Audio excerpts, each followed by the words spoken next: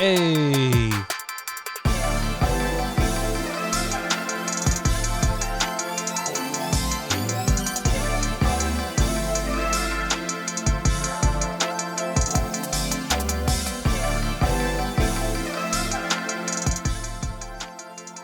Welcome to Shades of You podcast, where we're going to talk about life, love, and the lessons we've learned. And how we use our different perspectives to shape our relationship as an interracial couple and a blended family. Hey. Hey, What's up? everybody. What's up? I'm Kerry. And I'm Kat. So what are we going to talk about Shades today? of You podcast. Yeah, it is. What are we talking about today? Yeah, it is. We're talking about...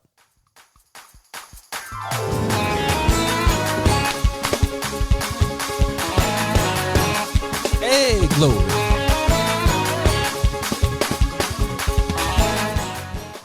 You so churchy.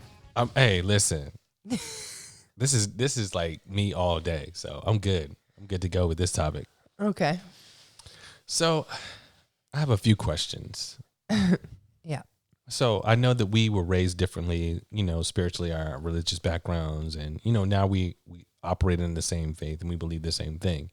I want to know more about your childhood. Like I know you were raised Catholic, so give me a little. Yes, I was raised Roman Catholic. Okay. I went to Roman Catholic elementary school and high school. Did you wear the outfits?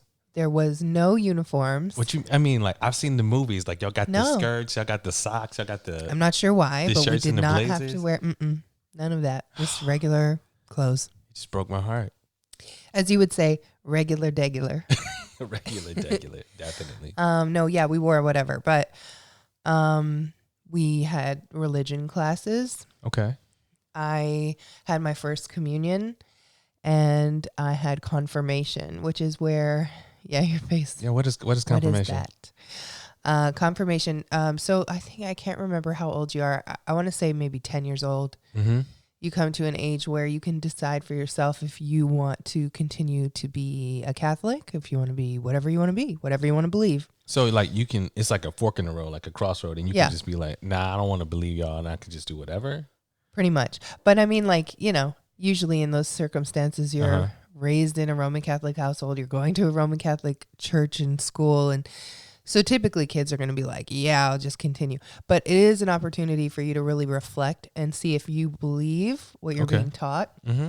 And we did take classes, and then we had our confirmation service. I don't remember like what day of the week it was or anything like that, but we did have to dress up, and I believe, I don't even remember. Like y'all were suited and booted. Y'all got suits and dresses. I think so, yes.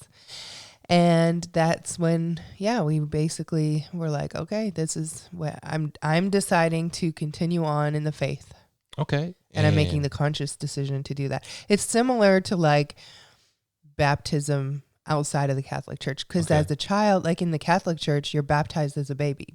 Got it. There is no adult baptism. I've seen some of those videos where they just be dunking the kids, like the little babies. No, they like hold the baby and then they pour water over the head. That's but not what I not seen. over its face. I seen where they viciously dunked the kids. I don't know what church that is, but no. It looked like it was Catholic something. No, not my Catholic church. Gotcha. Just like pour it. It's like a christening. Got it. Yeah. So this is how you grew up, but we knew along the way, like I know along the way, that you kind of transitioned to more of a relationship with God. Like how did that happen? Yeah. So I was raised Catholic. I was an altar server. Right. I always had sort of an affinity or an interest in faith.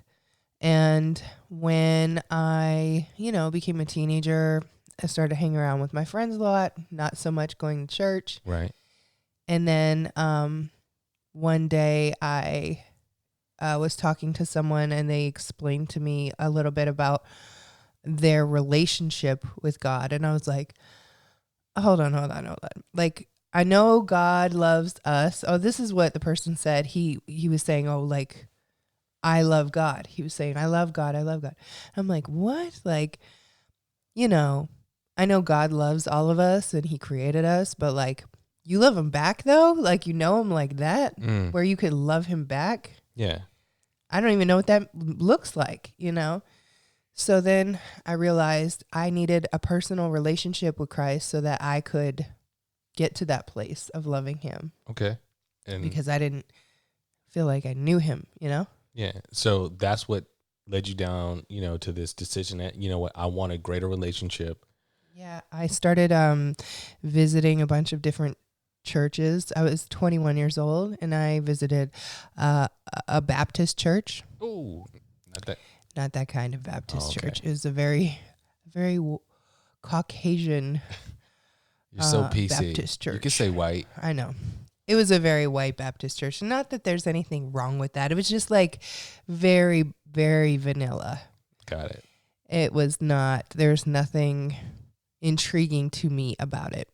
Okay. And then they were singing a bunch of songs that I didn't know. So I was like, Yeah. There was no connection. I couldn't sing along because I was used to like hymn books. Right. You know? Mm-hmm. I didn't know all the songs in the Catholic Church, but you knew there's a hymn book and you can sing along. Okay. You know? So that, that is one of the things. Yeah, that's one of the churches I visited. And then I went to a non-denominational church. And it's funny because back then, it's very similar to the church that we're going to right now. Yeah. In that there's a stage and, people are up on the stage. And I remember visiting this non-denominational church and I was like, like these people are up there performing. This is weird. This is supposed to be church. Like we're all supposed to be equal on the same level. Like this is just your perception. At the time, yes. Okay. I just thought it was super weird. I thought it was like fake and like a performance, and I didn't like that. Okay. Because it didn't feel authentic. It didn't feel real to me. And they had us doing some dance and then like turning around. I'm like, what are we doing? The hokey pokey here or something? I ain't never been in no church like that. So I've been in church my whole life. I'm pretty sure last week we turned around. Last week? What? I'm pretty sure. First of all, I play guitar, so I don't never do no hokey pokey. And I watch everything. And I don't know what you're talking about. Yeah. I'm pretty sure we did. I'm pretty sure it's in your mind. That never happened. Anyways, so then I went to visit this other church. It's an Apostolic Church. And when I got out of the car, I recognized somebody in the parking lot that I knew. Not extremely well, but I knew him. And he was like, what are you doing here? Like just shocked to see me at his church. And the pastor and his family were walking in at the same time. And they were like, the pastor said, well, what do you think she's doing here? She came to church to go to church. And I was like, wow. Like, first of all, that made me feel very welcome. Gotcha. Yeah. And that feeling of feeling very welcome is like, oh, this is like something new. Like, what was that like? It was just like, I wasn't, that I don't like to be singled out. True. So he did not single me out. He was like, this is normal. Like, she came to church. What's the big deal? Gotcha. So I felt like he was an ally in a way. Okay. And he and I ended up becoming very close. The pastor and I became like sort of a second daughter and, additional daughter. And I spent a lot of time with his family, and he ended up having a stroke, and not very long after I started going to that church, like within 6 months, I think. So I became very close to them, but he was great. And then I came in and I was sitting down, and nobody, for some reason that Sunday, they did not ask for the new people to like raise their hand or stand up. Yeah, you hate that. I'm not a fan. I am not a fan of that. So, so they didn't do that, and I was like, okay, awesome. And the funny thing is, the following Sunday they did it, and I'm like, oh, I've been here. I was here last week, so I don't have to stand up. Beat the system. So there was that, and then the third thing was that I was, they were like, okay, open your Bibles too. And in the Catholic Church, you don't have to bring a Bible to church. So I didn't even think about the idea of bringing a Bible to church. So somebody came to me, and I thought she gave me her Bible, and I'm like, oh man, that's so nice. Right. Excuse us, our dog is being joking. Brett. It's probably one of those Bibles that, they have multiple Bibles in the back for guests. But still, it was super nice that she noticed that I didn't have one and brought one to me. So your first experience, you're going to a Jamaican Apostolic Church. Like, what was that music like? Because again, if you went to the Catholic Church, like let me preface this. I went to a Catholic, was it midnight mass with you? Yeah. Years ago. On a Christmas Eve. And it was like super quiet. Like there was no like real clapping of the hand. There was no animation where people were like, into it. So like, what was that like? What was that first experience where you just like, oh my God, is this overwhelming? Or was it like? No, because, so my first real desire to have that kind of a worship experience came from, strangely enough, a funeral. I was at a funeral for like my dad's colleague's mom that died. I didn't even know this lady, but I went for some reason to just be with my dad and support him and his colleague. So I was at this funeral and there was a woman and she had her hand raised like in like worship. Reverence. Yeah. And I had never, maybe I'd seen that on like TV or a movie or something, but never in real life. In real life. So I was like, wow, like she's feeling something. And I was moved. Okay, cool. So when I went to a church where the music was like, it was upbeat and exciting, it was very like, it was Caribbean vibes. It's a predominantly Jamaican church. Okay. And I was friends with a lot of people whose family members went to this church. Okay. So I knew a lot of the people and I was used to the culture quite a bit. Maybe not so gospel, Right. but I developed an appreciation for it. Did you feel like isolated or like, oh, it's the white girl at this? No. You never had that experience? No. So they made you feel like family? Yeah.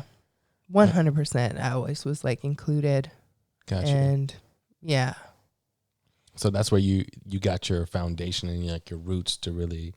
Yeah. And I went to a lot of convocations like across the country, Toronto, Vancouver. I don't know if I went to the one in Vancouver, but we had affiliate churches in Vancouver, Calgary, Edmonton, Winnipeg, Toronto. And I went to some of those convocations and sometimes several times. Like Edmonton, I went to several times, Calgary, several times, Toronto, and that's where you got your church at. Yeah. That's how you know how to church a little bit. Yes. So because at Convocation, a lot of we also had affiliate churches in the States and in the Caribbean, and everybody would fly up. And so we definitely had that experience at Convocation. So for sure. You didn't learn how to shout, none of that. That is like such an American thing. That's not American. I'm trying to tell you. I've seen people when I used to live in Germany and I was part of the Church of God in Christ, there were Germans that I've seen shout. And I've even seen on YouTube where I've seen some agents, they were probably from Korea, that were shouting. So it's not. I feel like that might be like the influence of the internet or something. Because growing up in Canada, maybe they're just more reserved or something. But I think that might be from I just see Catholic it as a very background. American cultural experience. Nah, son. Yeah, bro. I'm telling you, I've seen Germans, not Americans that were stationed in Germany. I've seen Germans that have shouted, and I've seen on YouTube multiple times where I've seen Asians. They were probably in South Korea or whatever. They were but shouting. You probably didn't see that of Canadians because it's just not. I don't know. It's just not. I mean, and being Roman Catholic, like being Catholic, you're kind of taught everything is more introspective. Understood. That makes sense because I remember when we were dating and we were going to church together, I had to play at like a lot of different churches. So our relationship, matter of fact, let's even backpedal even more. And when we started dating, we used to ask questions. I forget, like maybe 100 questions or something like that. Yeah. And I know one of the topics was about like your spiritual faith walk. Like, are you a believer? And that was something that was really important to both of us. Yeah. I know I couldn't date anybody that didn't like have a relationship with God because I know that that's a huge foundational part for me. I grew up in church. That's all I know is church. Fast forward just a little bit. I'm going to play at this church. And I remember looking out in the audience and like the church service was a little dry. I'm not going to lie. It wasn't smacking. It was a little dry. Is this the church where the guy yelled all the time? It might have been. I think it was. And like, so The one where I had to go to the car that one time because I almost. Yeah, there were a lot of issues. She had a lot of issues. So I'm thinking in my mind, because again, she's not worshiping like how I grew up worshiping, like standing, hands raised or whatever. Like, you're not feeling it. And so I used to question you, like, do you really got a relationship with God? Like, you know, because I mean, so judgmental. Because what I didn't want, I tell you what it was. Like, honestly, you're like the only white person at church, and I didn't want to be like, oh, he's with the white girl that doesn't enjoy service, and I didn't want that. I didn't want that smoke. I didn't want that heat. So I was questioning you until I found out, like, you know, the way that you were raised in church, you know, from your background, like the shouting and the animation kind of was not really something you were a part of. No, like it just wasn't done. It wasn't at all. I wasn't even ever exposed to it until. That's all I know. American church. Listen, I grew up in church. All I know is about shouting. I know about Bible like study. In the Apostolic Church, like they'll raise their hands or whatever, you know, but not to the magnitude of the way they do in the States. It's very showy here.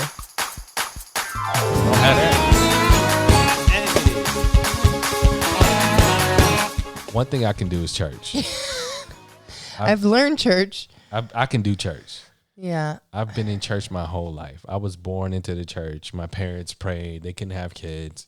So I'm like this miracle kid. So, of course, dedicating me back to God and all this other stuff. I went to church literally, it felt like every day of the week. And when I got saved, I was going to church 4 days a week. So I went Sunday morning, Sunday night, Tuesday night Bible study, Friday night.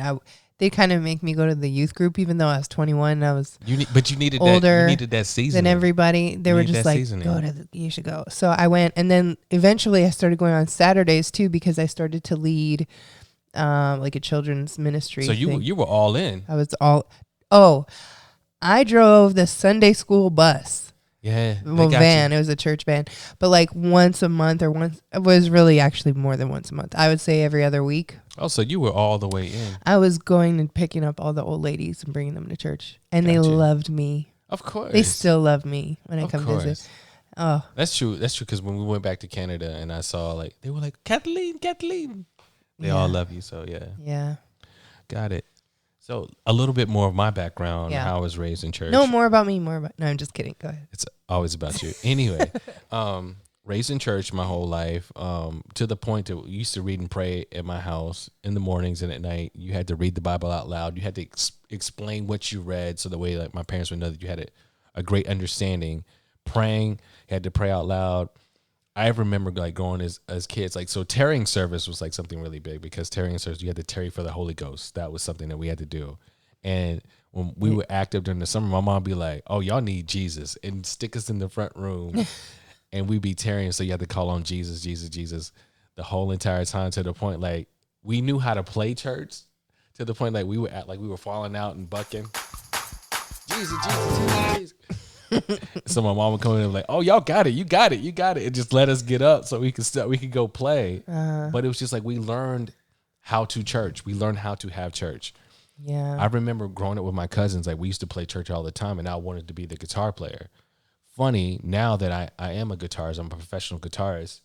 But that's all I wanted to do when I was a kid, was to be the guitar player. Like, my cousins would be like, oh, I'm going to be the preacher. I'm going to be whatever. I'm like, I'm the guitarist. Like, that was like my thing. Yeah. Do you feel like because you were taught to play church that... No, we weren't taught to play church. Oh, you guys played church. No, we weren't taught. Nobody taught us to play church. It was just the fact of like, when you're in, like, you're a kid, so you got to find the humor in the situation because you do it all the time. And it's just like, oh my God, here we go. We're at 4:00 service. We're at 6:00 service.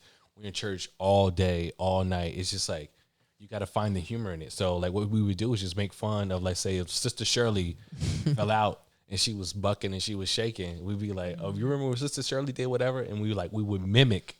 And so it's funny because when I first, came into the church, I was 21 and everything I was doing was intentional. I wanted to learn. I wanted to have a relationship. My worship had to be real or I wouldn't 21. Do it. I know. But this is, what my experience was. I wouldn't do it if it wasn't real. So I had to make sure that it was real for myself or I would not do it. So like when we talk about, speaking in tongues, for example. Right. I was like, oh no, I'm not doing that unless God himself makes me do that. I am not. You're not doing that. You weren't doing that. Well, that it was like that for a long time, and then I got, I did a lot more studying on the topic, and I was taught more on the topic, and then I had a few experiences, and then finally it happened for me. And so now I'm able to speak in tongues, but I was like, I'm not going to do that. Right. I'm not going to be the one. So when you joke around, it's funny because back then, one of the things that I was always taught was blaspheming against the Holy Spirit is like an unforgivable sin, right? And I'm not trying to be like super deep here. You're like having an ocean experience right now. But come on listen, up. but that's what I was told. So I was like, oh, I'm never going to make fun of this, and I'm never going to do it unless it's real. So, like this coming into this culture of like people joking around about it, I was like, it's just like, first of all, so if you were raised in church, and you understand and you know exactly what it is, it's just one of those things where like you learn church, you do church. So like if you get a bunch of people together that were raised in church, it becomes like it's something humorous, like as if you were in school, right? You make fun of your teachers, or you like joke about like, oh, you tripped over your book bag today, or you did such and such. It's one of those things where like you find the humor in whatever you're doing, because it is what it is. So you find yourself laughing and joking and being, like one of those things that it's just like we start laughing. It just is what it is. So it's one of those things where like it just became what we knew. And then us being church kids, that's all we had. We didn't have the necessarily like outside social life because our parents were ingrained in church. Their parents were like so deep in it, they wouldn't let us be outside of that because they didn't want us to have that kind of lifestyle. So, we're kids. You're going to try to find the fun and the humor in the situation and be like, haha, this is funny. Like, I don't even know. Yeah, I'm probably in the Roman Catholic. I was an altar server, and we probably used to giggle back. So that's all it is. So like when we get together now, like even now, like as a professional guitarist and like having toured, there's been plenty of times we've been in rehearsals. I've been in multiple different rehearsals, and those kids that like grow up to church, you'll find us playing like a praise break, and you can be like, oh, y'all the church kids. We know y'all grew up in church. It's just something that's a part of who we are. Yeah. So we can find the fun in it. We can find like the jokes where like, you may be praising and falling out and having to cover yourself up with a sheet. It's just the things that you do. So yeah, I definitely have an appreciation for. We have a friend here. Our little pup is scared because there's fireworks going on outside for some weird reason. And whose lap does he climb up into? Yeah, that's fine. He sits on my lap all the time. But yeah, I don't even remember what I was going to say. Let the Spirit lead you. Shout out. Oh, glory. One day you'll get it. One day you'll get it for real, babe. Oh my God, you sound like my mother. I was just gonna say that I'm much more comfortable in a more charismatic setting now, and but the hardest transition for me was praying and praising out loud outside of like singing. Explain that. Like what? Like how? Because in the Catholic Church, it's all introspective. Like unless you're singing along with everyone, you're quiet and you're introspective and you're praying. But if you pray, you're praying in your head and you're not praying out loud. You're not speaking out loud unless you're saying the Hail Mary or the Our Father. But if you're praying like a personal prayer, you do it in your head. Oh, well, there are scriptures that do say that, but like we're so used to growing up, like first you got to tune up, and when you're hearing the person pray or whatever, it's like it's you feel the emotion behind it, you know? And God, we thank you, and we want to it's a whole thing. Yeah. So like that's what I'm used to. So like if you like super quiet and not doing ever, I'll be like, man, do they even know Jesus? So interestingly, I have completely adjusted, not just for you. I adjusted prior to you. I adjusted because it's a faith walk that I was taking for myself. But I'm very comfortable in any church setting like that. Oh, she can pray. She's prayed out loud. She can pray. Well, and I still have insecurities about that. I've seen you, But like, I think what we try to do, especially between us, like we've had times where she'll be like, you lead the prayer. And I'll be like, no, I want to hear you pray. Because I know it's one of those things, if you don't practice doing it, it's going to be hard for you to do it. Yeah. And I don't want you to be in a situation where they'd be like, all right, we want you to pray. And you like, they point at you and you just like, during the headlight looks out. And I don't like to be singled out at all. So that to me feels like being singled out. And let me tell you why that happens. Number one, like, especially if you're in a black church. Yeah. And like, you're the only person that's white in a black church a lot of times. And they come around, they can see that they'll probably be like, hey, we want you to pray. Number one, sometimes I think it's like, it just is. Don't ask me to pray at your church. Why not? People. Because I don't like that. You can pray. Don't run from the prayer. Don't be scared. Okay, so I've adjusted. But would you be able to adjust to, like, let's just say we met and I was not into like charismatic churches, and I was super into Catholic Church. You wouldn't come with me? You know what? Initially, I would come with you. Initially, I'd be like, you know what? I like this girl. She's fine. She's cool, whatever. And then if I got there and I was just like, I'd probably get to a point where I can't do this because it's such a 180 from what I know. Yeah. And I'd be like, man, I just don't like. I see the beauty in both, but I do feel that I get more personally out of a more charismatic church. Yeah, I would definitely. It pushes me out of my comfort zone. Yeah, that's what I think. Yeah. The relationship is supposed to do. It's supposed to, because you think about a relationship, it makes you vulnerable. Yeah. You got to get out of your comfort zone. So I think that's what it is. But yeah, because you can just be comfortable in a Catholic church, and like, no shade, because I have a lot of Catholic family members and I love them, and I think it's been such a great foundation for me. Right.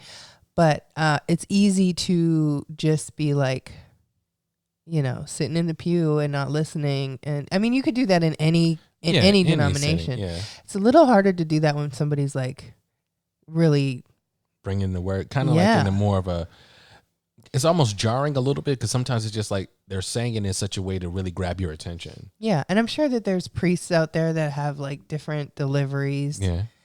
So I don't want to generalize, and I'm not, an expert.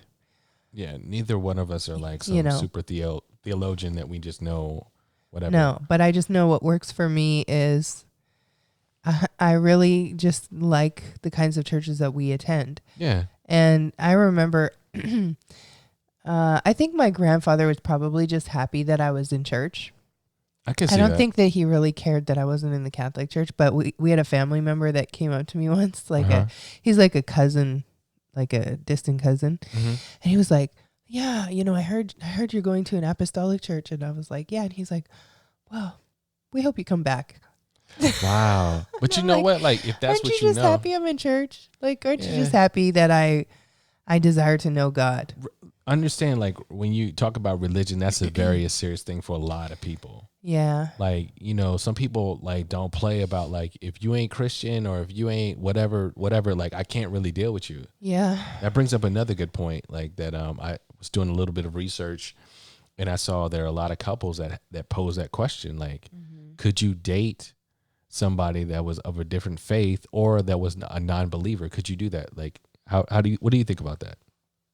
Personally, from the day that I like got saved in 2002, I was like, there's no way I could date somebody that wasn't a Christian, because it became such a major part of my life. Right. And I needed someone else to be on that same path as me. I remember us talking in times past. You were telling me this story, like when you first got saved, how it was even difficult for you to maintain some of your friendships. Yeah, I lost a lot of friends because, I came from a pretty small town, city, and a majority of what we did every night was go to the club. So obviously when I started going to church, I was like, I don't really want to go to the club anymore. Right.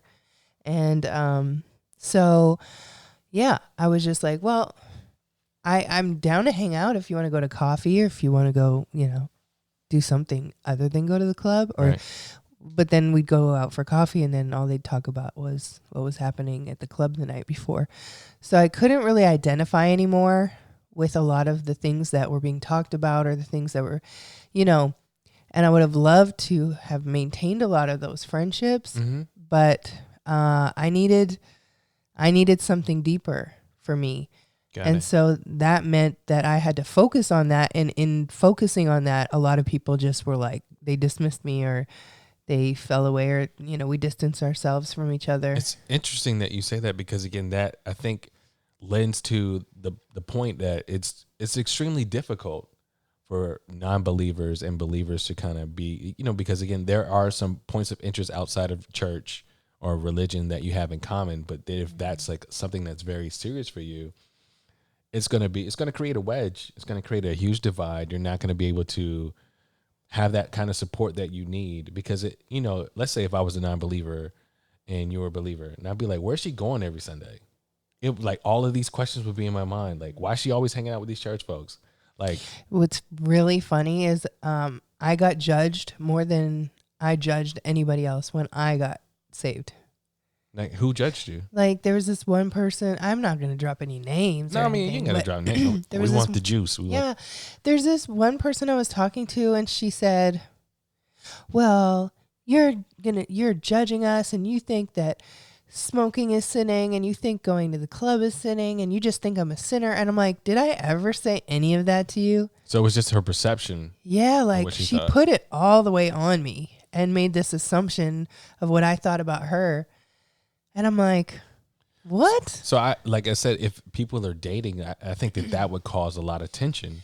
Because I think that sometimes people fear being judged. Right. And so they think, oh, like they're a Christian now, they're just going to think that I don't measure up. And so then they, as a self-defense mechanism, they then go on the offense. Yeah, because I mean, like I said, when we talked about this earlier, like when we were first dating, that was something that was very serious for me. I don't believe that I could have really, well, I know I couldn't have got married to you if you weren't a Christian and didn't have that, because that's such a pivotal point for me. That's such a huge foundational point of who I am and how I identify. And if you didn't understand what that was, now, if you were open to like taking that walk and that journey with me, then yes, we can go down that path. But like, if you were dead set on like this, you're non-believer or you're like atheist or agnostic or whatever it is that you decided you wanted to be in that particular lane, it would be hard because, again, like we wouldn't have anything, because spirituality is so important to me. Like to not have anything in common would be definitely difficult. And that's what I started to really start to see when I was like doing a lot of research. There were a lot of couples that were just like, it just won't work. I've tried it. Like either their families don't accept you, because a lot of families are like Christian, and if this is a non-believer, or some people that even believe in different kind of like religions, where they're having like different kind of difficulties, because, again, if there's one is like, let's say a Buddhist and one's a Christian, having that divide and or not knowing, like, if we have kids, what is the religion that we're going to teach our kids? Also, I would say it depends how strong their faith. Yeah, their faith is, like how much they're into their faith. Because if they're like, oh yeah, I'm Jewish, but I never really practice. Yeah, I don't really practice, or I'm a Catholic or a Christian, and I don't really ever go to church. It's just like what I was raised, in church, but I don't go anymore. Those people probably don't care. Okay. But if you are actively like it's an important part of your life. Right. You absolutely need to have and a partner. You probably won't compromise. Yeah, you need to have a partner that believes the same thing as you. I'm grateful that we both believe the same thing. Like it's such a, how can I put this? It makes such a peace of mind for me to know that if I'm talking about like, babe, I need you to pray with me, or if we're praying for something together, we know exactly what we're talking about. You're not looking at me like, what are you talking about? Yeah, I also feel like there would be a lack of hope. Because like, let's just say, we're in this relationship and I'm a believer and you're like out there. Yeah. It's like, I mean, and the Bible does say like a praying spouse can win her, husband to the Lord. But like, I think because he'll probably see the example, but it can put tension. It could have ruined my faith. Right. Because I could have looked at it and been like, man, like I'm here, I'm praying. I used to see ladies in the church that I went to and their husbands did not go to church. I mean, years and years, and these like ladies are getting older and older and older, coming by themselves, and it's just like they're going home to whatever tumultuous situations, you know, and trying to believe God, you know, that their husbands will be saved and, you know, that they'll have peace in their home. And it's just like, I would not want that added pressure and that added stress. Well, because faith is important to me and to you. Yeah, definitely. Like I said, I mean, I've been doing that research and then watching a lot of different couples. And then when they were talking about their families, like their families disowning them or not accepting of the other person because they happen to be of a different kind of like faith or not being a faith-based person anyway. Like, I'm glad we never had to really venture into that. Right. And that's something that, you know, even when you came home with me for the very first time and we got it, you know, a chance to go to my church, it's like it wasn't foreign to you. I wasn't like, you know, all right, everybody stands up, we clap our hands, we sing. Like I didn't have to give you that. So like that was a peace of mind. I'm glad that, you know, you went to the Apostolic Church. It was a good bridge for me from that Catholic experience to the American experience. And not that I wouldn't have like explained those things to you. It was just one of those things like, oh, she got it. Well, I didn't feel uncomfortable. Which was good because I know how it feels to be uncomfortable, especially when you're in a situation. You're just like... And, you know, I think that honestly a big part of the reason why I think that I took to, you know, the church, like any kind of charismatic church, apostolic, non-denominational, is because I developed an affinity for gospel music when I first got saved. Let's talk about that. And... well, I mean, it is what it is. So, you know, initially when I first became a Christian and I started to find music that was similar to this music I was listening to in the world. It sounds so churchy. I'm using really churchy language right now. Sorry if you're not what's a Christian. What's the title of this episode? You're so churchy. Right. Yeah. So we'll just go all the way in. All right. So... what was I just saying? When you were finding music that was... Yeah. So I was like, one of the first albums I listened to was like Tone. He was one of the first artists that I started listening to. And then, what's his name? I forget. It was like some Christian rapper. He sounded like Biggie. You wouldn't know. You wouldn't know. Rap. Yeah. But that was like this exposure to, you know, Christian music. And then of course, Kirk Franklin. And then Fred Hammond, and then Marvin Sapp, and Yolanda Adams, and, you know, you can keep going, Mary. Right. And then I started getting into mass choirs. And like, I remember being on a road trip and my brother came to visit when I was living in British Columbia, and we were driving up with my mom. My mom was in the car, and I was just playing mass choirs. I made them listen to my like mix of like super Christian, like mass choirs, gospel music, you know, and I loved it. That was just like, it became sort of my life. And at that time I was actually, I was in film school at that point. And then later on I ended up studying radio. Yeah. And when I was in radio, I was doing, right before I really studied radio, I was doing a Christian, it was like a gospel show on community radio. Really? I had my own show, my own show in my hometown. I pitched the idea because I loved gospel music, and I wanted to find more of it, but I lived in an area where, you know, there wasn't much exposure and there was none played on the radio ever. So I was like, I'm going to make it easier for people to find out about this music that I love so much. So I'm just going to make my own radio show. And that's exactly what I did. And I really got into gospel music. And then I became more ingrained in that like Christian culture, gospel, you know, world. I will say something that I think shocked me was like how much gospel music that you knew, because I grew up in church. I know all of the songs. Well, I don't want to say all the songs. I know a lot of the songs. I've had to play a lot of the songs. And, you know, when you and I would just be in the car and like a gospel song would come on and like, I was saying like, I won't complain, or and you knew the words. Yeah. I was just like, how does white girl know this music? Like I just felt it, you guys.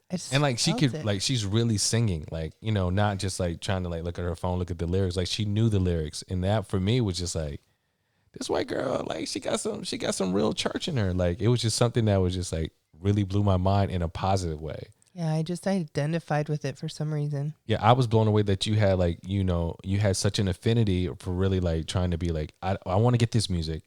I feel like other people who aren't exposed to this music, and you started your own radio show, and you were just like, listen, I'm gonna pitch this idea to the program director and see if they take it, and they did, and you were like getting all of these records, and that to me is somebody that I had to open up a PO box because I was getting all these submissions. That's crazy, awesome. Crazy, like good, but like that's just the fact that like you had such a calling and such a, you know, a burning desire to do that you didn't ask any questions. Nobody showed you how to do it. You just like, this is what I'm gonna do, and I'm just gonna go get it done. Yeah, that's really dope.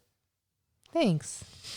Oh my goodness, I'm so churchy. You are. So are you. You're so churchy. I'm super churchy. You so churchy. Hey. Yes, Lord.